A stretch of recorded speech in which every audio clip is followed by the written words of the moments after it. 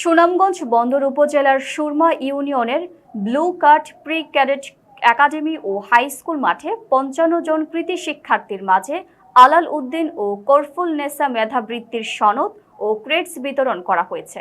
প্রতিনিধি হাসান আলী জানান, শনিবার সকাল ১১টায় স্কুল প্রাঙ্গণে এই উপলক্ষে এক আলোচনা সভা ও পুরস্কার বিতরণী অনুষ্ঠানের আয়োজন করা হয়। আয়োজকরা জানান, সুরমা ইউনিয়নের ১৫টি শিক্ষা প্রতিষ্ঠানের শিক্ষার্থীরা এই বৃত্তি পরীক্ষায় অংশ নিয়েছিল। তাদের মধ্যে ট্যালেন্ট ফুলে ৮ জন এবং সাধারণ গ্রেডে ৪৭ জন সহ মোট ৫৫ জন শিক্ষার্থীকে কৃতী হিসেবে নির্বাচিত করে পুরস্কৃত করা হয়েছে। মেধাবৃত্তি প্রকল্পের পরিচালক ও সুরমা ইউনিয়নের সম্ভাব্য চেয়ারম্যান পদপ্রার্থী হাবিবুর রহমান হাবিবের সভাপতিত্বে অনুষ্ঠানে প্রধান অতিথি হিসেবে বক্তব্য রাখেন বিশিষ্ট ব্যবসায়ী ও তরুণ সমাজসেবক জাহাঙ্গীর আলম।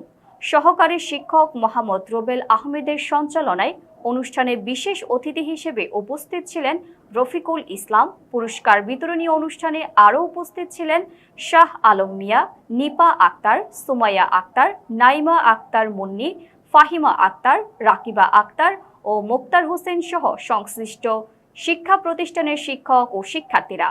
আলোচনা সভায় বক্তারা বলেন, এ ধরনের মেধাবৃত্তি শিক্ষার্থীদের পড়াশোনায় আরও আগ্রহী করে তুলবে।